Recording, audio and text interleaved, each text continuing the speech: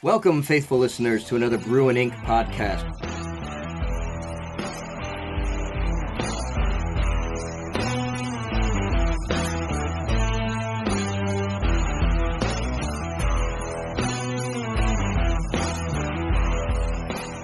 All right, let's get this started. Welcome, everybody, to the Brew Ink Podcast. This is episode 5. Episode 5. Yeah, we're coming back around. We're back, and glad to have you, our faithful listeners, with us to listen to another episode. Fun-filled. We got a lot of stuff to talk about tonight. We've got another part of the story to read tonight. Yes. Yes, and the first thing we're going to do, kick it off, is talk about our beer that we have with us tonight. That's right, the brew part of the Brew Ink. Tonight we're drinking Orpheus Brewing Transmigration of Souls. It's a double Indian IPA. Or a double Indian IPA. It's a double IPA. Indian Pale Ale. What makes it a double India? Double IPA, it means... your eyes are crossed after the third one. Yeah. Well, pretty much. It is a 10% ABV. Yes. Wow, good call. I'm only doing about half. You know, there's a history behind IPAs. You know why? Where an IPA yeah, tell comes us. from? It's very interesting. It's an interesting history because in the British Navy and every other Navy, potable water wouldn't survive on a ship. So the sailors were given a certain amount of rum and a certain amount of beer every day. Yeah. And that was their fluids for their body. They couldn't drink water after the first couple of days aboard the ship. It was just filthy and gross. So when they started traveling around the Horn all the way to India, the journey was even further, and the beer wouldn't last. Nope. So they had to increase the alcohol content of the beer for it to make it all the way, and for the sailors not to get sick. Well, it's also, they added lots of hops, and the hops helped keep it fresh. Help preserve it and keep it fresh and tasting like something you could actually drink. So what you have here is 850 men on a ship that's roughly the size of my house, which is not that big, Right. crammed into a very tight space, drinking nothing but beer and rum all day, every day. What do you do with a That's drunken a party. sailor? Right I there. imagine that was a slightly riveting smell. Yeah, right. Well, you know, Look, there's a right ship is the coming word. to port. We can smell it. So, yes, that is what we're enjoying tonight. Yes. And Evie's got something over there. What's that? Huckleberry Moonshine. Oh, Yeah, I'm not. You know. Old, some more moonshine. old smoky. Hey, you know what, though? Smoky Huckleberry, moonshine. very appropriate. Does anyone know who Orpheus is? You remember the Greek mythology? He was a singer. I thought he was the guy from The Matrix. He could. Oh, yeah. That's Morpheus. Morpheus. That was more Orpheus. But yeah, he was a singer that could enchant people and even rocks and animals. And, Boom. yeah. Wow. And then a prophet. I don't know what he prophesied, but Something like yeah, that. something like that. Anyways, let's get to the updates. Let's do it. What have I been up to, Stephen S.M. Freehand? I've been doing some writing in my book 1 of the Fruit of Our Labors series. I'm putting in a bunch of extra content that I knew I would need to kind of spruce up at this point, and I've been working on that. Also, I've just finished watching this incredible movie from Pixar, Coco. Have you guys Yes. seen Oh, yeah. Coco? Yes. And I really liked... Very well done. Yeah, I liked the story. I liked the visuals. It was beautiful. Oh, yeah. But the underlying kind of narrative that was there, it's funny because I heard this also in one of my podcasts I was listening to earlier in the week. This idea of there are multiple deaths within our existence. There's the first death when your body dies and you cease to exist in this plane of existence. And then the second death is said to be when the last person utters your name, the last memory of who you are, and you're no longer talked about in the future. That's like the second death. And that was like the big story of Coco was, you know, once you're forgotten by those who love you, you disappear, and they say, well, we don't know what happened, so you just never heard from again. And I thought that was a really, really, powerful statement thing to dwell on. And it's definitely something that I've had ideas for some stories that I've been, wanting to write, and I know that's going to be one of the ideas that really plays into future things that I'm writing. But Good. that's been me. Let's jump to Evie. Evie, what have you been doing? Yeah, what have I been doing? Oh, I don't know. Yeah, I don't know either. Honestly, I've been taking about a week off just because I've been so crazy busy with actual, work that pays me. Money is good. But I have realized that just taking off that week and kind of taking a step back allows me to kind of clear my head and not get too cluttered. And writing becomes easier when you just take a break for a minute. Writing becomes so much easier when you are able to just think clearly, like no distractions, Right. cut yourself off from everything around you. I'm always trying to convey to people, like, I need a 3-hour block because that first 45 minutes is just going to be me Yep. figuring out how to not be distracted Right, and to get just- into the groove. Yeah. To get my brain to stop working. Yeah. Yeah, because I have the rule, and it really works. My rule is that you can't go back more than a paragraph.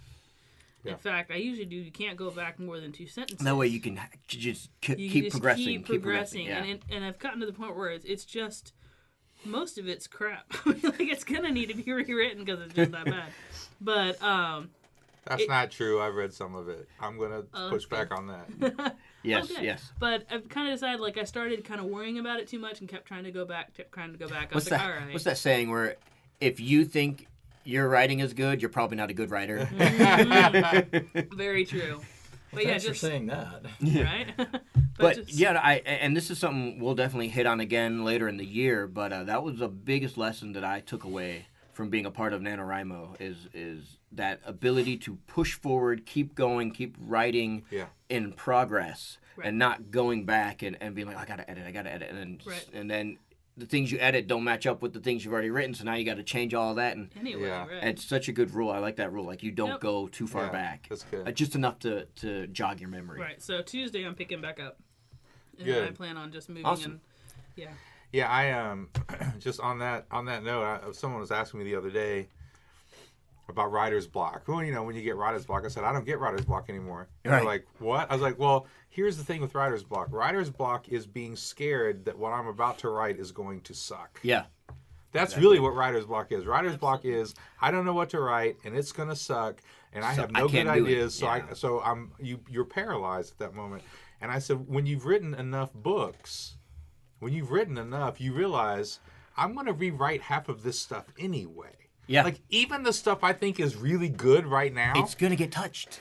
I'm gonna look at it in 6 months and go, man, I thought that was good and it sucks. And the stuff I didn't think was good is actually good. Like because you're looking at it from a different lens. And so you're right. You got to get over the fear of it because it's just like with a painting or something else. Like I can paint over that, but Yeah. I got to have something there to complete the whole picture. That's it. So so I can move on. That was the aha moment. You can't build from nothing.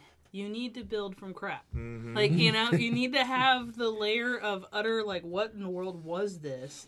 And then you can move and and perfect then you can start it. shaping it. But until you have that base down, nothing's going to really happen with the story. And so I'm like, okay, that's so important. I want to push through and just write crap. Yeah, every paragraph, every sentence has an underlying idea that you're trying to convey. Mm-hmm. It's just the matter of finding the right arrangement of words to convey it in the best way possible. Right. So that's Evie Porter, Yep. and now we got Bill Hawkins. Oh, I've been the quiet one tonight Yeah. so far. Okay. No, you were like the picture earlier with the hot. You Oh like yeah, Mr. Rogers. yeah. I had a moment. You were I had like a the moment. picture I with was awake. letting us know Uh, the background. Okay, so now I'm back. I started this week on the second draft of CPA, and honestly, this is scary to me because I really think I'll be done with the second draft by next week. Wow. Whoa. That's how fast I'm moving on it. Can you edit my second draft? Are you Right? are you editing or rewriting? I'm rewriting, and what's scary about it is I'm not finding enough to rewrite. I know that toward the middle I had some parts that were really going to drag, and I got to them and they weren't dragging. And So I the know things that you had kept in the back of your mind, you're going, well, those aren't the things I need to fix. What do I need those to aren't fix? the things I'm looking for what I need to fix. And what you guys said a minute ago, if you think you're a great writer, you probably suck. I'm sitting there going, thanks. That really helps right now because I'm really struggling with this. Hey, this is the first thing I've ever written that looks like the first draft is dang close to the last draft, But I know there are a couple of things I need to fix with the story. There's some red herrings I left dangling out there that I need to reel those in. I need to give them a good wrap, and I know what I'm going to do with those already. Oh, good. I haven't read to that part yet, but when I get to that part, I know, that I need to work on that. But It's the first person book I've ever written, and because I'm writing from somebody's direct perspective, I think it just is a much easier way to tell a story. And because you have so much grace when you're telling the story from that person's perspective, there are things that you can leave out because that person doesn't think that. Right. You're like, They don't know. I They don't don't have know. to explain They this. don't. Yeah. I don't have to explain it. They're not thinking about it. Yeah. It's not an issue, and for that reason, the story flows so much better without it. Now I'm adding 300-400 words a day as I edit. So there's a lot to do, and when I get to polish and all that, there's gonna be a lot. But as far as story elements, so far I haven't found any really weak places in the story, which makes me feel really scared at my ability to find. I'm going to have to definitely get other readers to look at this and tell me what's weak about this. Yeah. And, Well, for our listeners out there who haven't really seen or heard any of this stuff from Bill yet, I will say, from my perspective, it's the best thing you've written. It's really well done. And when you first brought it to the table, I thought it was a funny idea. It's a great idea. And then when you started writing it and you started bringing stuff, man, I just really hope everybody out there at some point gets to read it. It's real engaging. winner, man. It's very engaging. It's a real winner of a story. I'm excited about it for you, You can man. put yourself in her shoes. I love it. It's one of my favorites. and that's the thing is that I think this, and I tried to carry that through, and I hope that it. But the reality is, I'm a little frightened by that whole. I agree. And it is the best I've ever written on a first draft, but it still scares me that I don't see a big crack in it. And I'm used to every story I do. The first draft is good, but okay. Then when I really look at it, I go, okay, that I don't need this, and I don't need this, and I don't need this, and I haven't found anything to throw away in this yet. But the part of it is that this is a shorter story. It's right at 90,000 words now. It's still you had time to dedicate to just this story too. Like you were focusing on it pretty much full time. First draft took about 6 weeks. Yeah. Which is the fastest I've ever written a first draft. That's great. Of course, it was a very few amount of words accordingly. I'm also rewriting or continuing to edit Armed to the Dentures, which is the story of a bunch of little old ladies in a nursing home, a rest home, that retirement center, whatever you want to call it, that get robbed by the guy that owns it and has power of attorney over their bank accounts. He cleans them out and runs, and they decide, hey, we're 80-something years old. Let's do something about what's wrong with going and getting our money back, and our dignity. So I'm working on that in the afternoon. Writing new stuff in the morning or a second draft in the morning, and then edits on the old. And it's like, okay, the final polish was 6 weeks ago, and now I'm down to the final. You never finish writing. No, you never finish until the day that thing goes into print, and you get a check, a big one. You haven't finished writing. And then you start thinking about, we could have a second draft, right? A second publishing. A second publishing. Yeah, that's actually, for me, self-publishing is one of the dangers of self-publishing, is because, like, I still think The Living Stone is a great book. You're like, But I need I'm a 5th edition. I'm a much better writer than I am after writing 6 books, right? Like, I look at it now and I go, oh my God, I could make this even better. Yeah. But, like, and it's self-published, so it's not like it's out there, like, with a traditional publishing. Right. Yeah, this is a 2nd edition. Yeah, that's what So that's where I am. All right. It's just the struggle, and also continuing to write 1 or 2 pitches a week.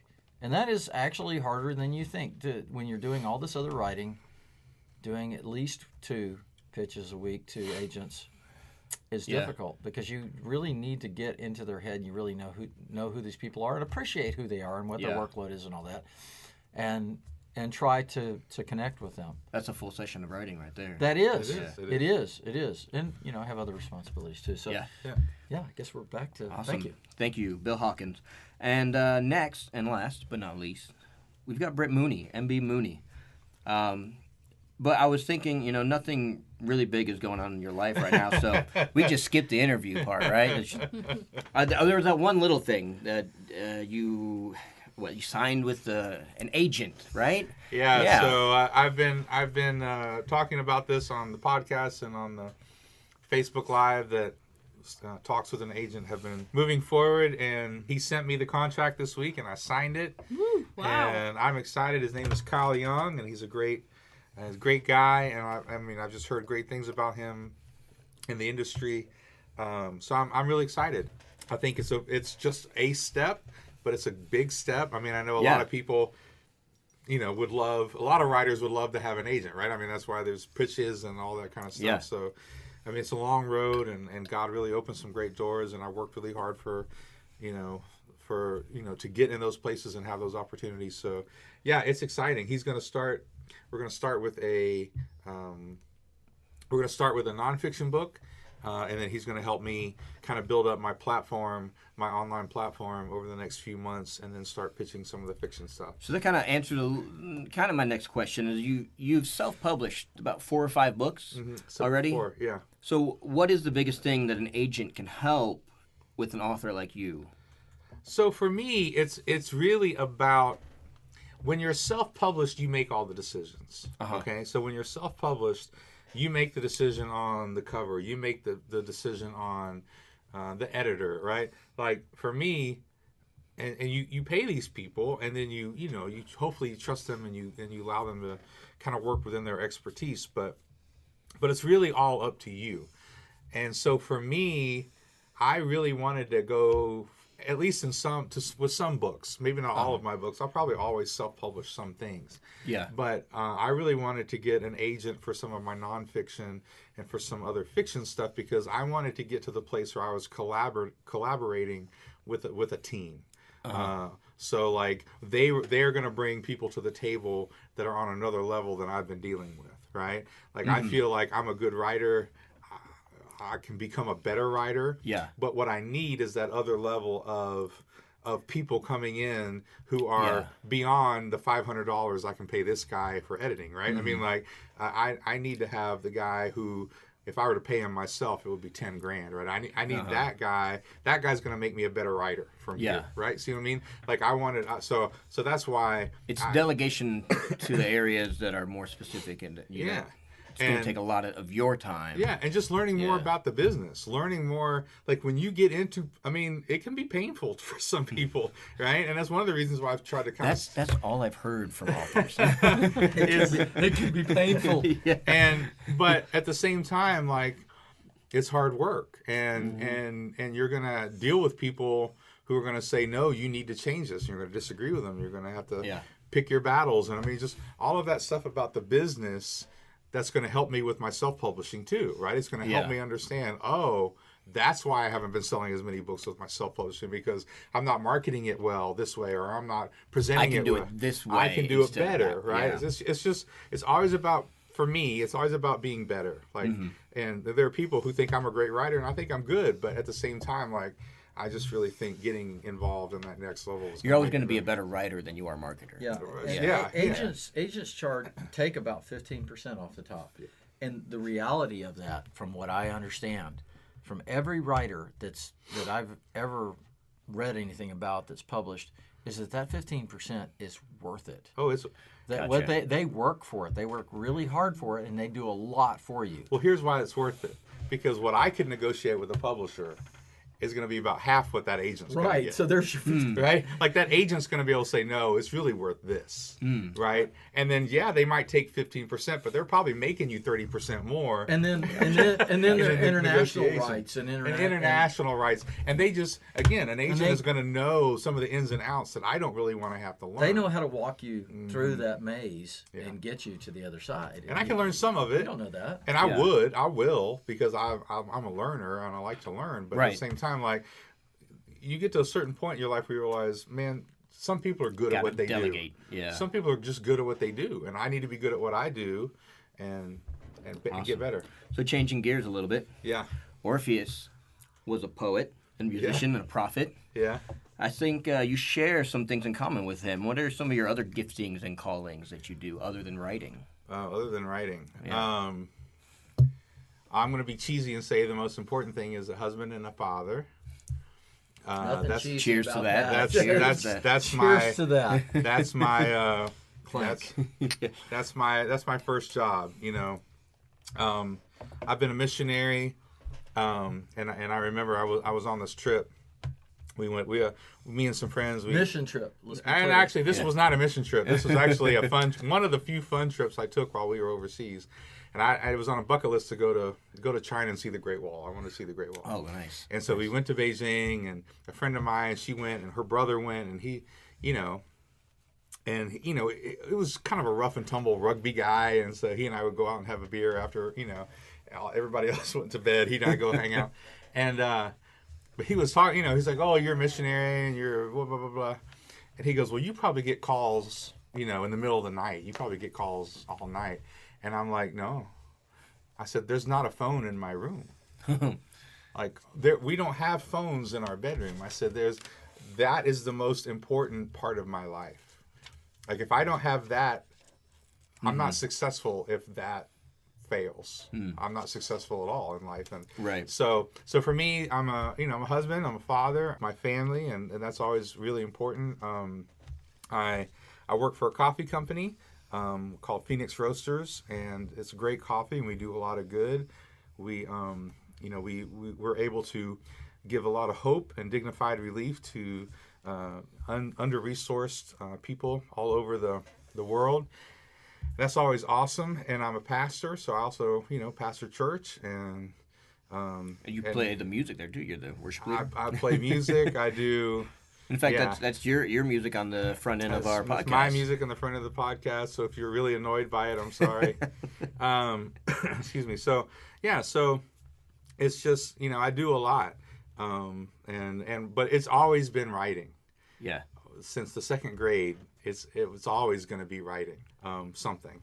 What's been one of your favorite projects that you've worked on so far? Favorite projects? That's really hard because you love something different about all of them. Yeah. I would say my favorite so far has been the second book in the Eris Chronicles series, The Blades of War. Okay. Just because I felt like in that stage, I wasn't working so hard to be the writer that I am. I don't know if that even makes sense. Gotcha. Like with the Livingstone and with a couple other books, like you're sludging away. I'm like writing, and then you're rewriting, and you're like, oh, you're like, what's your voice? What's your style? And I feel like in that era, and I just challenged myself to do something really, really difficult, which was like in the Livingstone, I basically told it from two perspectives, Caleb and Eshlin. I kind of told their two stories and merged them together. And then with the Blades of War, I went, can I do three? Like, is that too confusing? And I just challenged myself, and I think I did a good job. Would you say that's been congruent with your readers' favorite book that they've... I did hear today somebody said it was their favorite, that they liked it better than the Livingstone. I always try to make the next one better. I try to challenge myself, say, how can I make this more awesome than the last one? Yeah. You don't want to end up with that sequel, where it's worse than the first book. My next question is Brandon Sanderson. Brandon Sanderson. Someone you like a lot. You read a lot of his stuff. He talks about two types of writers. Are you an outliner or a discovery writer? I am an outliner, really.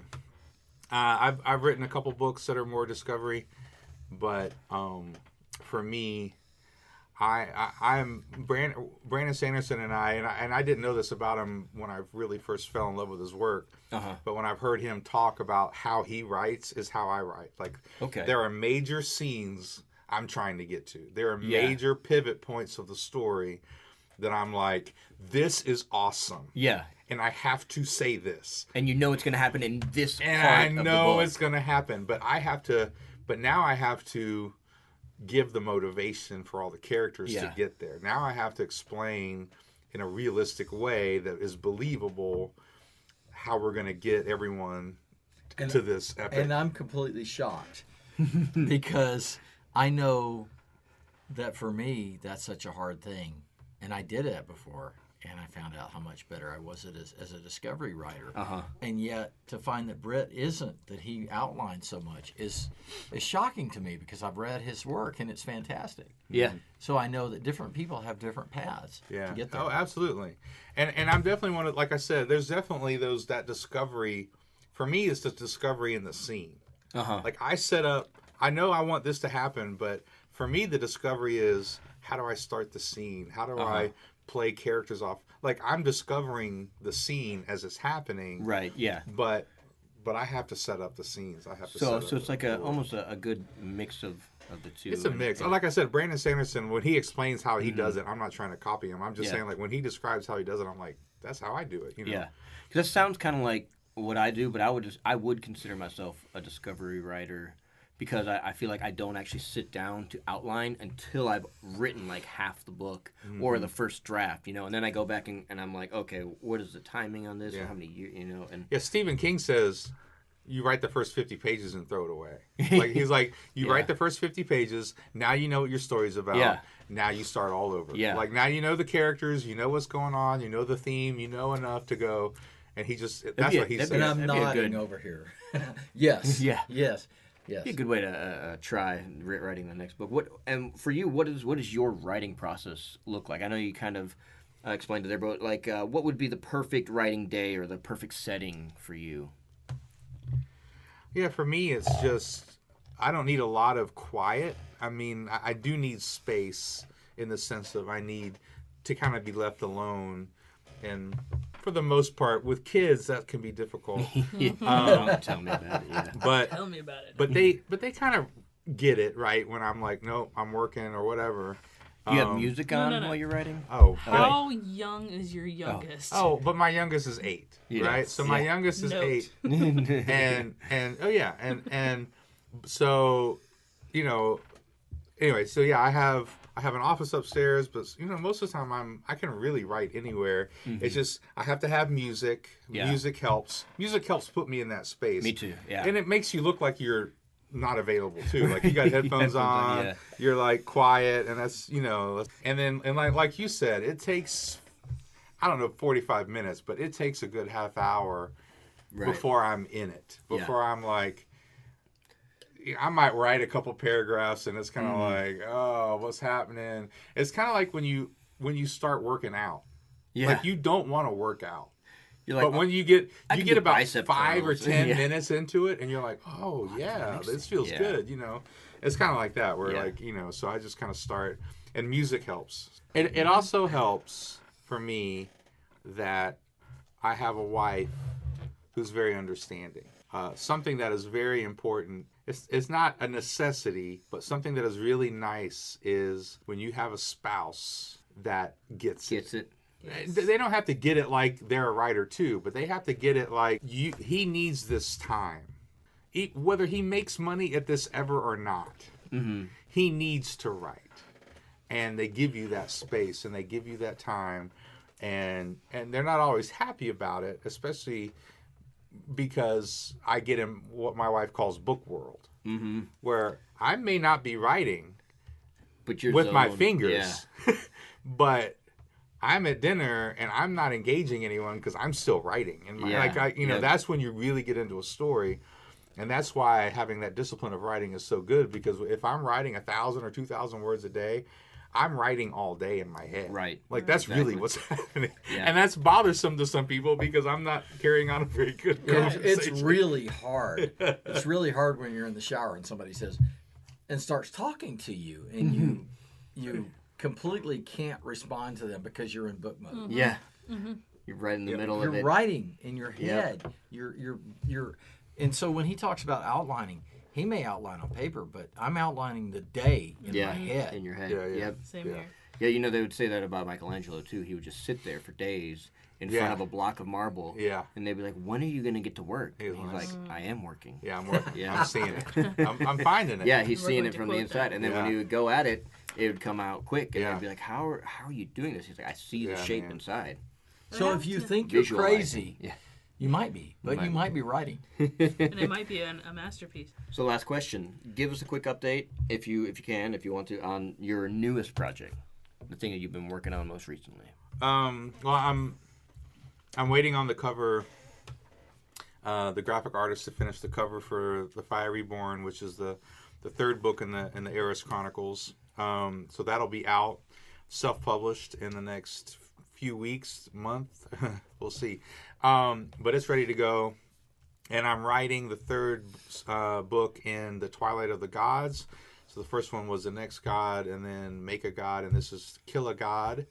And so this is kind of wrapping up that story. And I've been putting that on hold because of all the agent stuff, because you got to write a lot of stuff when you're dealing with an agent. You got to like, oh, write me this. Oh, send me this. Like he's, you know, he's, you know, you're going back and forth. And so it's also been a very busy time at work. So all that to say, I've kind of put some of that on hold, but I'm going to get back to Kill a God, writing it, first draft. That has been so fun. Yeah. Because it's been so long since I've written a first draft. Like I feel like I've edited The Fire Reborn for like a year. Yeah. So that's what I got going on. Very nice. Awesome. So that's what we've got, the update from Britt Mooney. I think we're going to jump into the story now. Yeah, let's do it.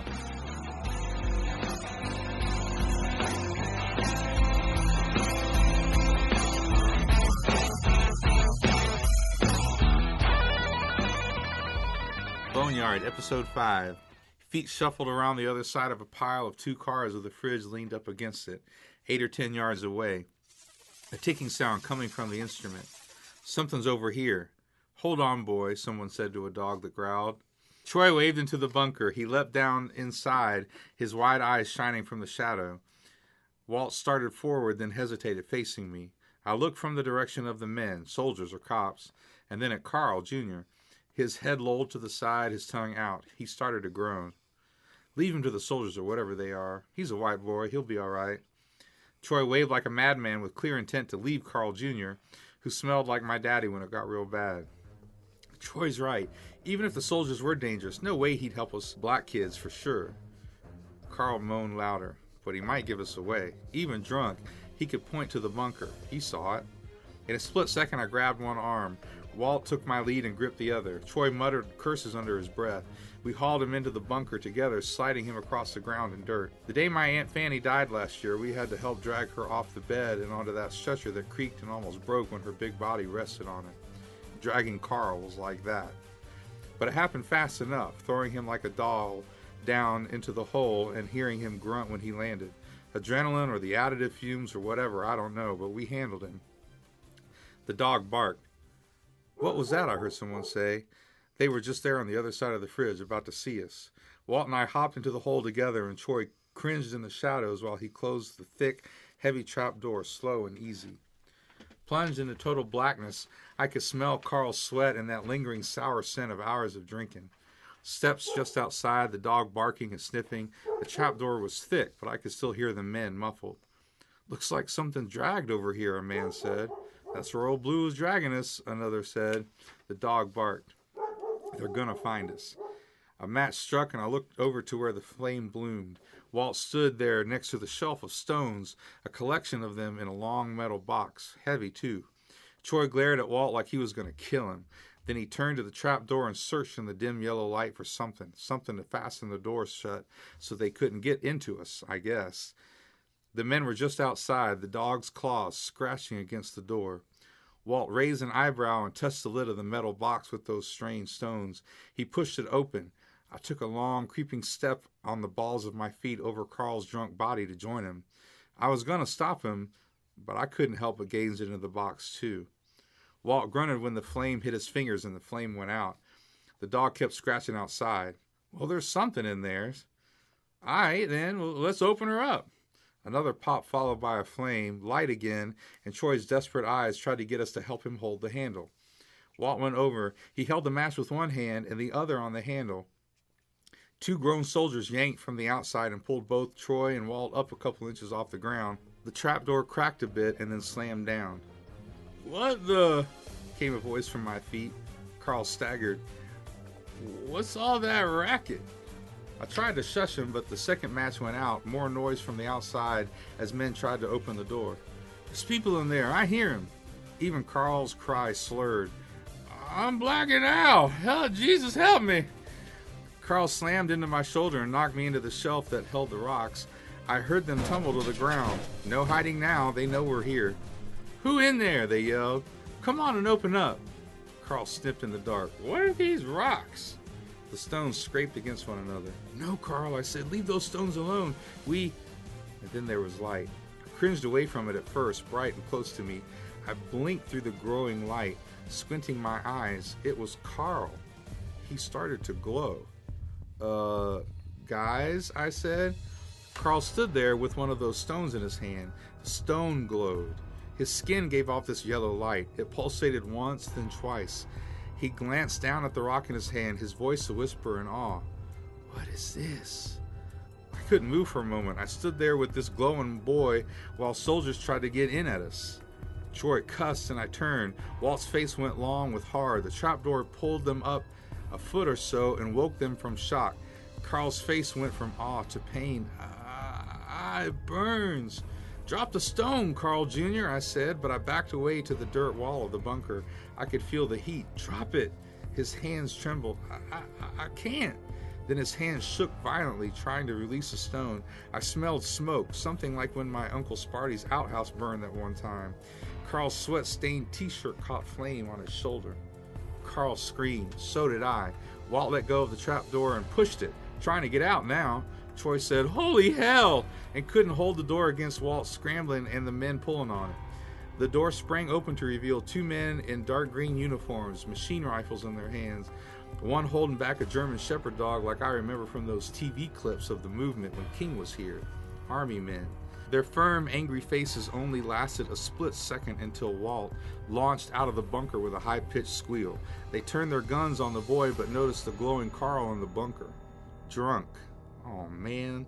He's loaded with liquor from days of drinking, and that moonshine like my daddy's liquor. That's how I made that additive, and now with the stones in his hand, it's reacting to all the alcohol in his body. This dude is going to explode, like the Impala. Well, that got me going. Measuring the army men, I picked up one of the bigger strange stones just to use as a weapon. I was going to need one. One of the army men said, "That boy is on fire." Walt and Troy pushed past the army men, and the dog snipped at them. I followed them out, the fear of a boy about to explode overwhelming any moral concerns I might have had for poor Carl. I climbed up through the trap door and lifted the stone to smack the dog getting at my brother.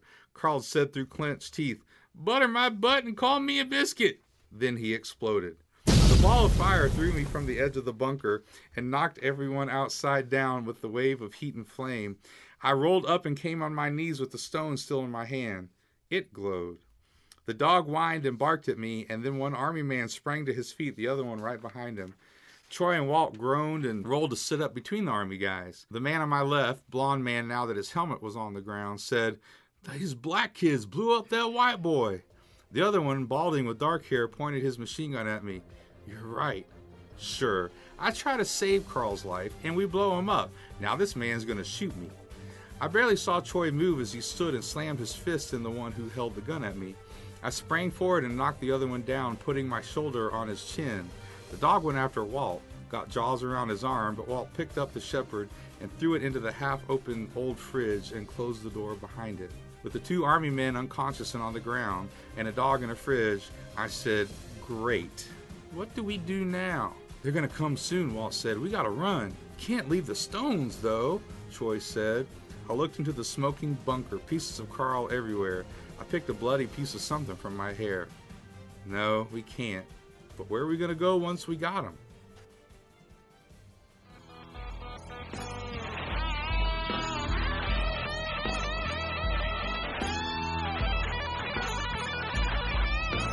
What's happening? Hey, good job, Britt. All right. So what are the options now? All right, so option number one would be that they get out of town. So they decide there's a quarantine, there's too much heat. They gotta get out of They gotta get out of town. Option two, they go back to Dad's garage. They go back, they figure they've got the stones, they Safe know what it place. can do. They've got keys to Mary Jane's car if they want to do Let's something go with back that. to the garage, They tinker can there. tinker, yeah. Whatever, however you want to say that. Yeah. And so what should the third option be? What do you guys think? Option 3, I like the idea that they're both destination options. I think we should keep, the third option, another destination. But it could be one against their will. Like maybe, Jail! Yeah, do not pass go. Do not collect $200. Go directly to jail. So in other words, that They get caught again, the army that's around suddenly sees the explosion and comes on in. Yeah, because you guys got, somebody mentioned earlier, you guys got out there with sniffers, right? They're got a way to they're track zeroing something. in on an area. Why would there be just two guys and a dog? Come on, there's more guys around. Yeah. They run around a corner. All What are over they the going to place. run into? Right. More guys with guns. In the middle of a quarantine. Exactly. Yeah. They get out of town, they go to the dad's garage, or they go to jail. I like it. So, Yeah. What happens when you get to jail? You get questioned. Tons of right. information. Well, And what happens and when you get on the yeah, inside. exactly. You get get to hear questions. You get things. all kinds of Yeah. information from the questions. It's a fantastic idea. Yeah. Well, and then there's also that's one of the reasons why, for me, I chose it to be in the 60s and them be African American, because you can also have the racial tension with the questions and all of there's a lot of Right. interplay that can happen in that. Exactly. Right. So to they, me, they for get me. out of town, they go back to their dad's garage, or they get caught and they get questioned, and those questions could go anywhere. And because of that racial tension, you could have another element come in even, which is the insanity of there's all this racial tension. Therefore, some other level of government comes in and says, "Back off, guys." Or something. Wow, Who you knows? never know what's going to happen. Especially with in us. that era. Because we're writers and we're crazy. We'll come up with something to Right. twist your No, idea. it's creative. Yeah. Creative. Call crazy. Sometimes we just blow people up for no reason. I don't know who would do Tell that. me about it. Talk about some seriously nappy hair, man. Pieces of Carl in her hair. That's just, oh man, Carl. I can't quite get over that. And ending on that Carl. note, that's why we raise a glass to inspiration. Raise a glass of inspiration. You guys have a great week, and we'll see you Have a guys great in week. 2 weeks. All right, inspiration. Yeah. There's some Listen, real glass. vote, check out our Instagram, check out our Facebook, hit us up on Twitter. We love you guys. Thanks a lot. Good night. Good night. Wow. I'm gonna get us glasses to use every week because every time we do that, we take them. I'm always running hot, baby. I'll be your Does anyone... Huckleberry. Growl. I mean, you can take it there if you want. You don't know what movie that's from? What is that from? Tombstone. Tombstone. Oh, okay. But That was I was doing Brett. I was being very manly and quoting Tombstone there. I have no complaints about your first draft except you blew the hell out of Carl. I don't like Carl Jr. Damn it, you had to kill him. So I told my family, they're like, "What happened?" Little Wanna bits know. and pieces smoldering I all told over them. in her hair. No, that's don't you. do that. That dang. Trying to get Don't do that dang. And I know I like it. we keep giving you guys this option of they get caught, and it does kind of make. Does anyone else hear like a buzz or a hum, or is that just me and my? Yeah, I'm hearing crazy? it right now. Yeah, I am too. That was a little bit. Is that? I thought That it was a just mine. cable issue. You just fixed it. Part of Yeah. it is the fact that you're stepping on it. Am I? My goodness, why didn't You better include that in the tag. Like, by Part the of the way, problem is that you're stepping on it. Am I? You're stepping on So, yeah. everything. That's Yeah. hilarious.